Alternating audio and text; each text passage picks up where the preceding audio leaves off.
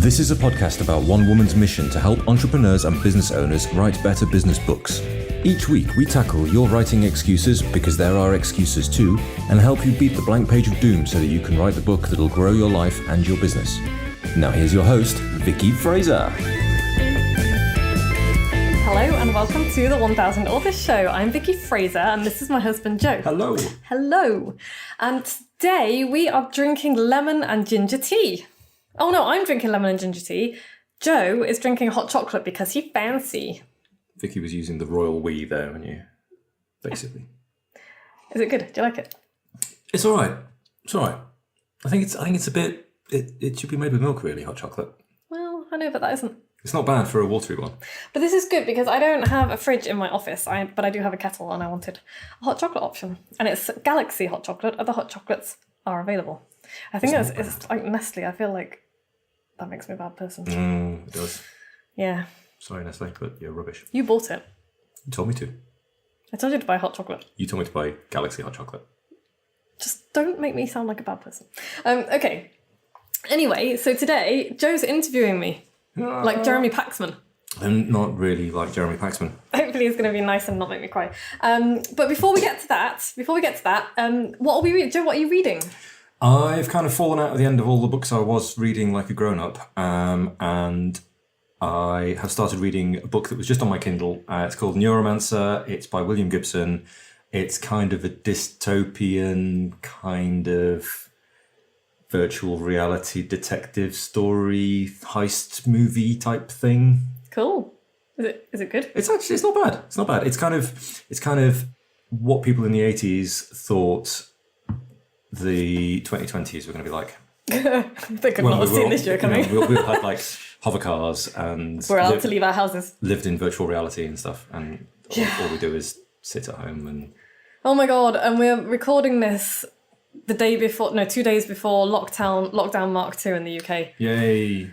And frankly, we're all a bit sad about it. So I don't want to talk about that right now because there has never been a better time to write a book, and that is what this podcast is all about. I'm reading 2 fiction books. I'm reading The Bus Driver Who Wanted to Be God by Edgar Keret. Have you not finished that yet? Well, it's short stories. I'm dipping in and out. It's only little. Dipping in and out. And in between, I'm reading Carpe Jugulum by Terry Pratchett, which of course means go for the throat. Like Carpe Diem. So The Bus Driver Who Wanted to Be God. Some of those short stories I really enjoyed. Yeah. Some of them I did not get. How are you finding it? Well, I haven't got to the ones that you didn't. I didn't really get one the other day. I mentioned it, didn't I? I was like, I don't really get this, but I've read a couple that I loved. Mm-hmm. Like I loved the bus driver one, the one about the bus driver himself. And then I read another one that I loved that I now forget. So I'm gonna have to flip back through, and then next podcast we'll talk about the short stories and that a little bit. Okay. Because I've read some more. And my non-fiction, I'm still reading Read Books All Day and Get Paid For It by Jenny Nash, because I'm kind of making notes. I'm also reading this week's Bookaholics Anonymous book is The Secret Lives of Colour by Cassia St. Clair, which is a really interesting look at the history of colour and what colour is and how it's been used in fashion. I've heard about this book. I've talked about it before. You might have heard her on a podcast as well. Maybe. Because that's where I heard about it and then bought her book. Okay. So, anyway, builders had the last day there at our house today. And, Hi Ken, hi Phil. And they have put the most beautiful oak windows into our house. Oh my gosh, they're so beautiful. And if you'd like to see them, you can go to projectdingle.co.uk, which is our whole blog of our house renovation. So I know we talk about this all the time. If you're interested in what we've been doing, go to projectdingle.co.uk. The link will be in the show notes. But it looks great, and we now have. And it's warm. It's warmer, and the house looks tidier and much more complete. And for want of a windowsill or two, it's kind of getting close. It's nice. It's stunning. Yeah, it's really lovely. Oh, and just for this week in the Cabinet of Linguistic Curiosities, this week's word is dragsman. Noun: a thief who steals from vehicles. In Victorian slang, a dragsman was a thief who specialised in stealing from drags, which is a kind of elaborate stagecoach, usually drawn by 4 horses with seats inside and on top. In 1830, Charles E. Bowles was one of the most notorious dragsmen of 19th century America. And he wrote a little poem. He disguised himself with an old flour bag pulled over his head and had like sticks in a nearby bush to look like rifles as backup. which is quite cool. And he left a bizarre calling card when he robbed a coach outside Point Arena in California, and it said, "I've laboured long and hard for bread, for honour and for riches, but on my corns too long you've tread, you fine-haired sons of bitches." Nice. So yeah, signed Black Bart. This was one of a number of short verses Bowles left at the scenes of his crimes. So yeah, he did get caught eventually. Sounds pretty cool. Yeah, so yeah, Dragsman. Basically like a highwayman. It sounds like an American version of Highwayman, maybe. Yeah, so there you go. Anyway, this week, Joe is interviewing me about my experiences in the studio last week. I mean, basically what this is going to be is me prompting Vicky to talk about... No, you're interviewing me. Don't downplay it. Okay. Yeah. So I recorded my first ever audiobook for Audible in the studio. I feel like if you're going to Shall I shut up? overrule me on everything I say, then this is not going to go well, so you need to hush. Okay, I'm going to hush. Okay, go. If you're going to tell me to interview you. Go. Outrageous. Okay, so you spent a couple of days this week recording your audiobook. I did. How did that happen? What how did this all occur? Well, it all started with pole dancing, Joe. Pole dancing. Yeah. Pole dancing. As many good stories do. As many good stories do. I was at a showcase at Pure Studios, which is my pole and aerial studio, and I was performing on the trapeze. And in the audience was a friend of a friend. Her name was Victoria Haslam. Hi, Victoria. Hi, Victoria. And she works for Audible, and she got in touch with me and said, well, she obviously, Annie told everybody who I was before I did my solo piece, and said that I had a podcast. And so Victoria went and had a listen and came back and said, I think you would write a great audiobook for Audible. Would you be willing to do an Audible original? Would you want to put in a proposal and all the rest of it? So I did. I wrote a book proposal, which I'd never done before. Sent it off to Audible, and they loved the idea, and it's being released New Year. Blimey. I know, right? So yeah, that's how that happened. It was total chance encounter. Gosh. But I guess by having the podcast, you gave people an opportunity to get to know you. Yeah, having the podcast and a blog, because she read all my blog stuff as well, and yeah, so you got to put your stuff out there, talk about what you do, why you do it. Cool. Yeah. Nice. Yeah. So, that's a pretty remarkable chance collection of things. Yeah, so the moral of that story is everybody needs to go and join a pole studio. Yeah. Preferably Pure Studios in Hereford. Sounds to me. Cool. So what's... this is your first audiobook. Mm-hmm. Do you know... do you listen to audiobooks? Who listens to audiobooks? What's the audience like? There is there's a massively growing audience of audiobook listeners, which is getting bigger and bigger. The audiobook kind of slice is growing, of the market. And the interesting thing is that it's not replacing, it's like everybody thought a few years ago that Kindles, like ebooks, were going to mean the death of print books. That hasn't happened at all, unsurprisingly. I read both, you read both. And the same has not happened for audiobooks. And actually, they're an entirely different thing. We listen to audiobooks when we go on long car journeys. Mm-hmm. We've listened to Harry Potter. We've listened to World War Z, which was brilliant. Yes. And we've listened to some of the Wizard Harry Dresden files. Yes. Which are entertaining. But they are... I guess they are a different... They're acted, aren't they? The good ones are acting. It's almost like listening to a radio play on Radio 4 or something. And so it is a totally different experience from reading a book. And I will often listen to an audiobook and then I will buy the book because some books lend themselves better to taking notes when you're actually reading physically. Sure. And some people like to make notes in the margins and that kind of thing. So where are people listening to audiobooks? Like you say, the only experience I've really got of them is long car journeys. Yeah, so long car journeys, long plane journeys. People listen to them while they're out walking, while they're out running. Okay. All over the place, really, because I can't just sit and listen. I find that very difficult. It's difficult to just sit down and listen. Yeah, but if I am driving somewhere, I listen to podcasts, I listen to audiobooks. When I used to go out running, I don't run anymore. When I used to run, if I knew I wasn't going to be on the roads, I might listen to audiobooks and things. I don't have my ears plugged in when I'm on a road because I don't think it's safe. When I'm out walking, I don't know. I like having the sounds of nature, but I do know a lot of people who listen while they're out walking. I guess if you were always taking your dog for the same walk or something, if you're doing a regular thing like that, rather than the walking that we do, which is like recreational walking. If you had necessary walking, I guess that would be similar. Yeah, and I think people listen as well while they're doing housework and stuff. So, I mean, if we listen to the radio when we're renovating and things, but I can imagine, I hadn't really thought about it, but we could easily put an audiobook on, couldn't we, and listen while we were renovating. Yeah. So, yeah. All right. So, if, have you audiobooked any of your other books? Not yet. Not yet? Not yet. Is that in the plan?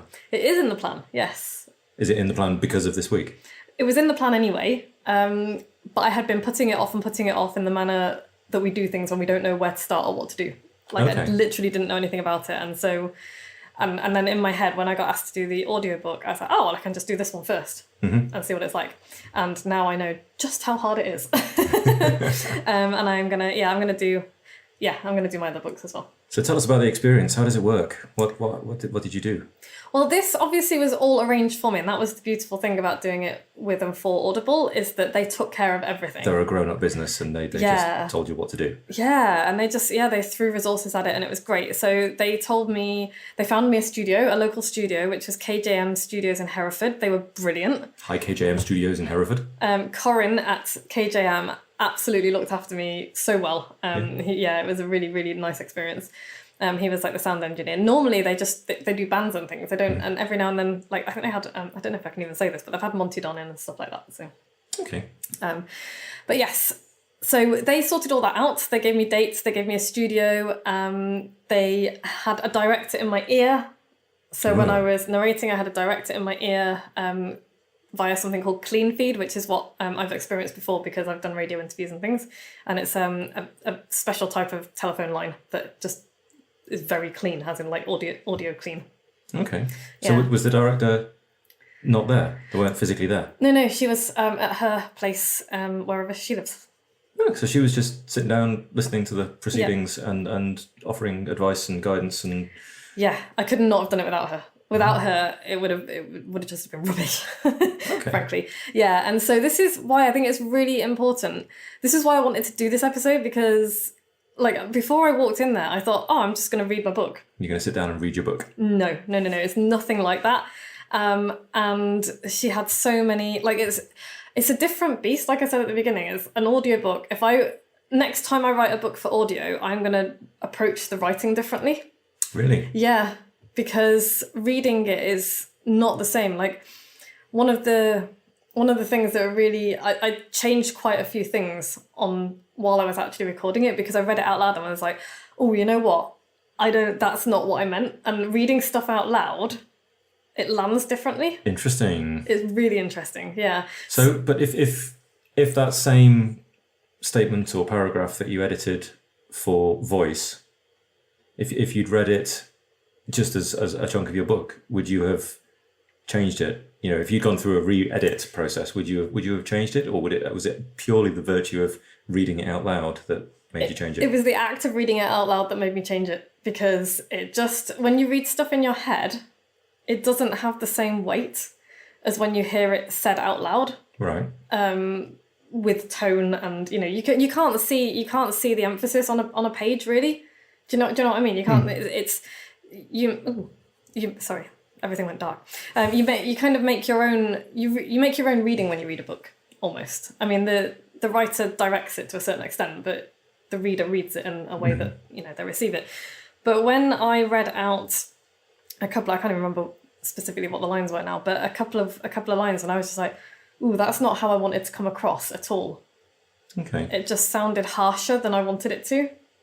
A couple of them, yes, I would have edited them out, but quite a lot of them, no, it was purely the act of reading it out loud. So read your stuff out loud, actually. So is that being added to the tips for editing a written book now, do you think? You will go forward and read out your book? Yeah, or I will do text-to-speech on the computer. Right, and listen to it? Yeah, listen to it, if I can bear to do so, because it's obviously a mechanical voice. But... That'll be tough, yeah, okay.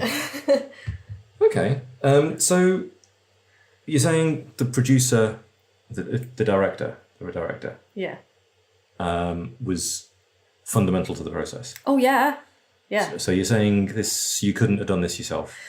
I mean, yes, I could. I would not have done nearly as good a job. Okay. And knowing what I now know, I can take what I've learned and apply it to reading my own audiobooks, reading my own books now and turning them into audiobooks. I will apply that. But I'm really glad that I had my first experience with a director, because she just picked up stuff that I just wouldn't have, it wouldn't have occurred to me to change or to notice. And she was like, I argued with her on a couple of points and was like, oh, this is why I think this. And she was like, okay, that's fair enough. But most of her suggestions and directions I took and was like, yeah, that's absolutely spot on. So Nice. Okay. And did you enjoy it? How was it? I really enjoyed it. It was really hard. Like really hard. I do not recommend reading a 60,000 word audiobook in 2 days. It was absolutely exhausting. So yeah, I would spread it out. And that wasn't my decision. That was Audible's decision. And it was fine. I'm not complaining. But it was really hard work. So do not underestimate how hard it is to read. Because most of us don't talk for that long. No, absolutely. And even, if you imagine if you've ever done a speech or a presentation or something, imagine that for basically 6 hours on 2 days. Really tiring. Really tiring. Yeah, but no, I loved it. I loved the whole experience. It was really good fun. Okay. So could you, if you had a book that needed doing, could you now find a director and a studio and just pay him and do it? I mean, yeah, absolutely. So I've got a studio. I will go back to Corin at KJM because he was great. Mm-hmm. And I will probably go back to Nicola at Audible and get her to help me out. I don't know what I'm going to do for my How the Hell Do You Write a Book. I don't know whether I'm going to do that on my own. My Mindles, I'm certainly going to narrate on my own, just on my own, because they're shorter books. Yeah. So yeah, for my How the Hell Do You Write a Book, I may well, I'll find out how much her fees are. May well get her to help me out with that. But yeah, I've got tips and things, so I can kind of listen back to it. I can get other people to listen, like beta listeners, I guess, listen back to pieces and yeah. Okay. So tips then. Come on. Spit them out. What have you got? Well, practical tips. I need to find them now. Oh. There we go. My practical tips. And this was one that Audible gave me. Eat before you get there. Right. To prevent rumbles. And my stomach did start going after a while. I was like, I'm really sorry, I promise I ate breakfast. And they were like, no, we just didn't want you to start with rumbles because you will get hungry really quickly because, like I said, it's really tiring. It takes a lot of brain work. Make sure you've got a really quiet room or a booth. Build yourself like a sound muting. It needs to be a small space because even this office is too bright. It's too big. Yeah, too echoey. Yeah. So it needs to be a proper small space. And within the recording studio, they had to build me a booth within the studio because whilst the studio was great for bands playing and singers, for reading an audiobook, it was too bright audio-wise. So wear quiet, comfortable clothes. Okay. Quiet clothes that don't rustle. Don't rustle. Yeah. And don't move around too much. And also wear... I just thought, I'm going to be sitting there for a couple of days. I could wear my bright yellow jogging bottoms. Mm-hmm. But I deliberately wore something that was a bit nicer because I think if you think about what you're doing, you're presenting your ideas to people and you need to, I think, wear something that makes you feel confident and like you're doing something proper, you know? Mm-hmm. You need a great microphone. This one is a great microphone. This is fine.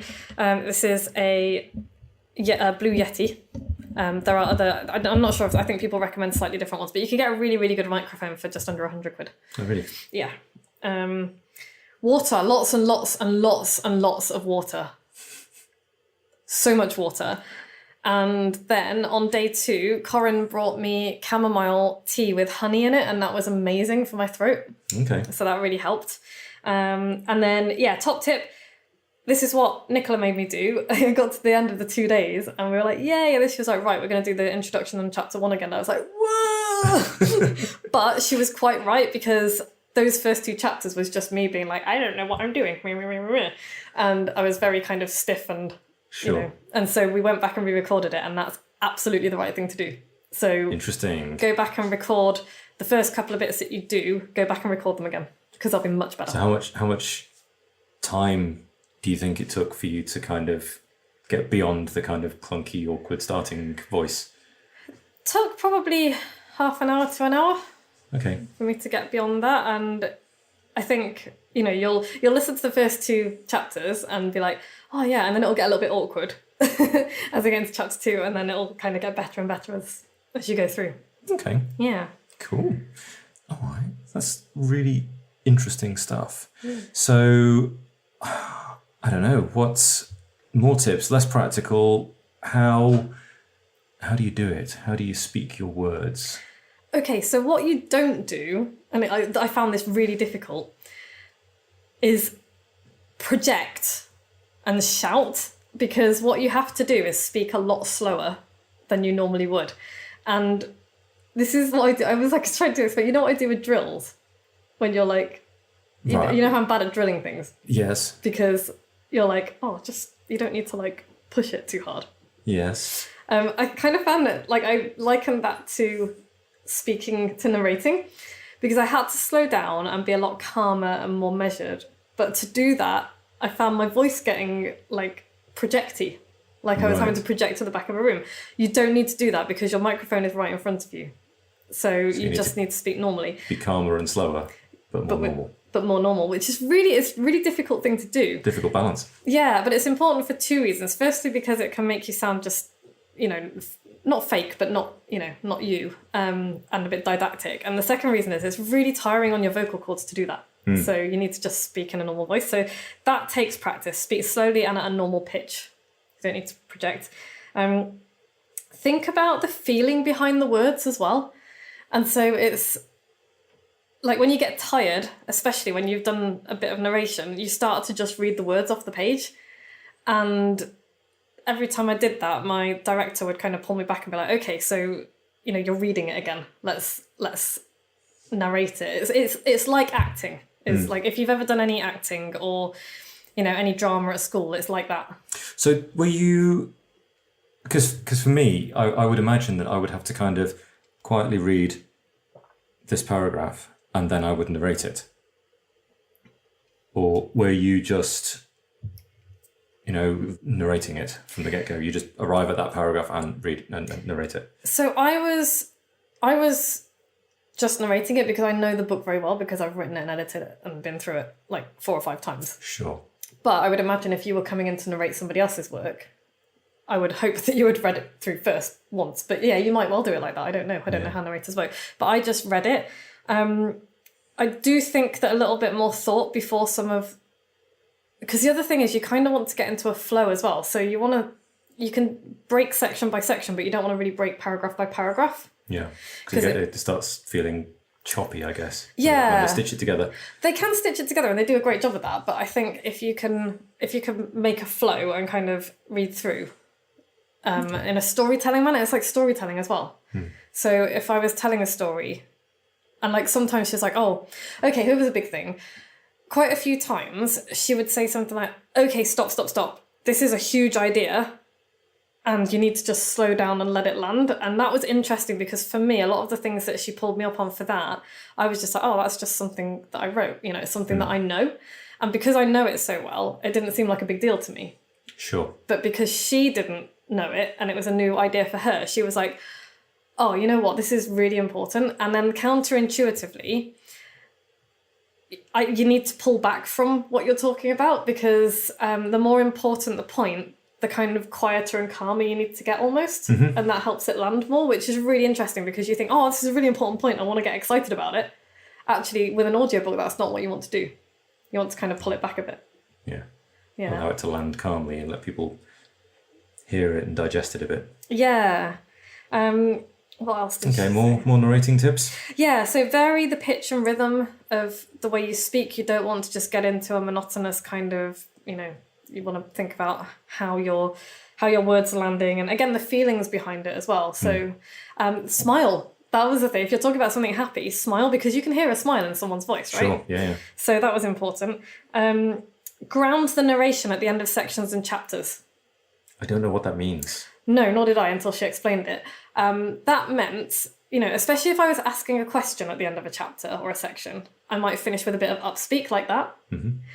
But because I was finishing a section, she would say, oh, you need to ground it, so make sure that your voice is coming down like this.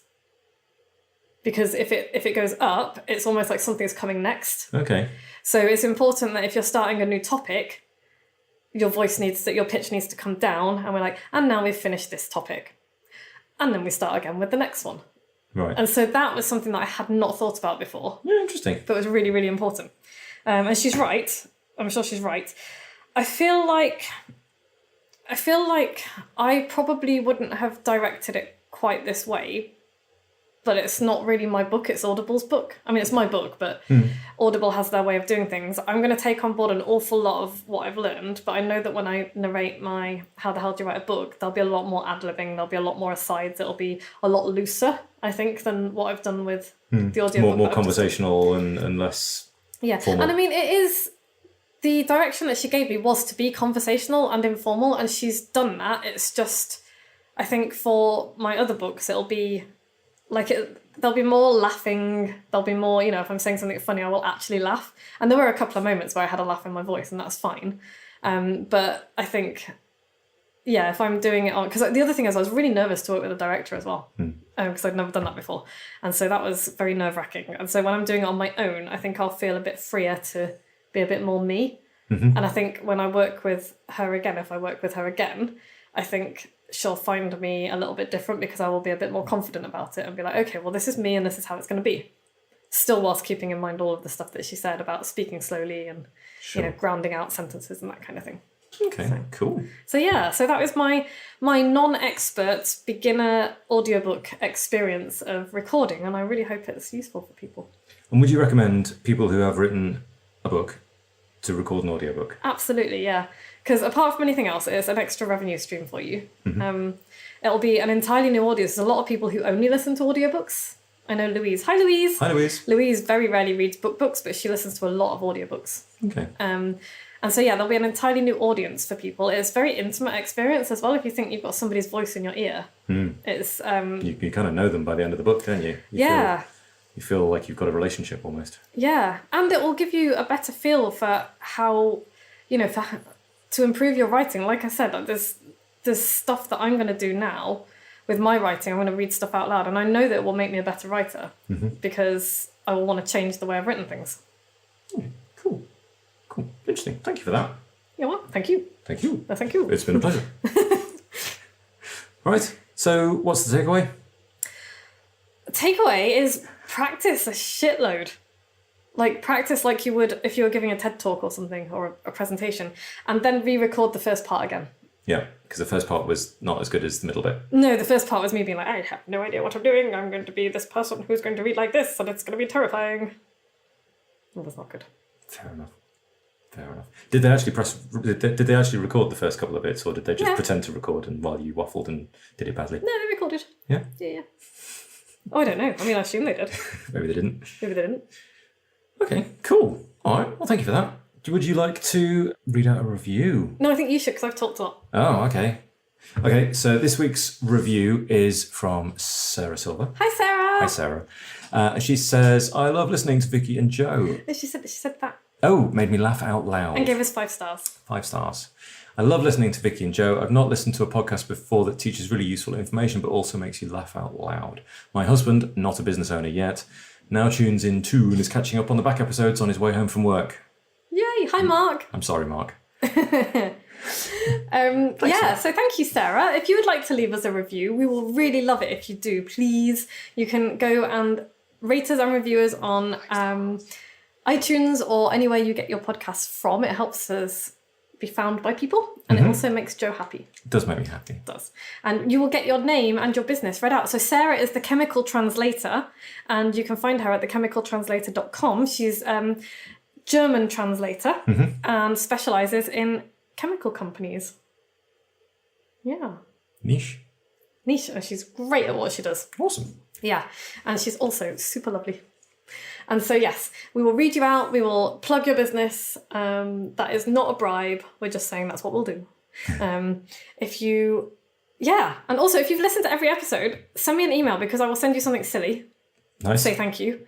It'll be a nice thing. It's not just like a horrible, like it won't be a bag of glitter or something. I would never do that. I have a new Mindle out. I have a new book out. It's called Banish the Blank Page of Doom Fast, and you can find it on Amazon. Mindle being mini Kindle. Mini Kindle. Yes. to help you write your book. Okay, cool. Yeah, to help you write your book. Help you write your book. You're going to write a book. Anyway, and I am, at the end of November, for Black Friday, launching a special offer on joining Team Moxie, the Power Hour. Cool. So watch this space and follow me on Instagram for more information. I am at Tiny Beetle Steps. That's new. Don't normally stick that at the end of the podcast. No, I've got a coach now. She's telling me to do things. Okay. Yeah. Do that. And also join my mailing list as well at moxiebooks.co.uk, obvs. Yeah. Haven't sent many emails recently, but Send some emails. I will. And yeah, thanks for listening, everybody. All right. Thanks for Jeremy Paxmaning me, Joe. You were very kind. Well, yes. I didn't think you deserved, harsh treatment. I don't. It's cool. I've had a very tough day and I have bruises on my back and my arms. From trapeze. Yes, from trapeze. Yes, just to be clear about that, from trapeze. I've been doing elbow rolls. If you want to see what I've been doing on the trapeze, you can follow my other Instagram account at tree.frog.toe. So there you go. Nice. We're going to go now. We'll be back same time next week when we shall be talking about the 3 big reasons most people want to write a book. 3 big reasons most people want to write a book? Yeah. 3 big reasons people want to write a book. Oh, okay. Most of the people who want to write a book, write a book. That needs editing. You need editing. Right. Bye. Bye. Thanks for listening. You can find links and show notes on the website at moxiebooks.co.uk/podcast, where you can also sign up for the best daily emails in the multiverse and find loads of free resources to help you write your book. We'll be back the same time next week with more tales from the book writing trenches and the latest on what the tiny sheeps have been up to.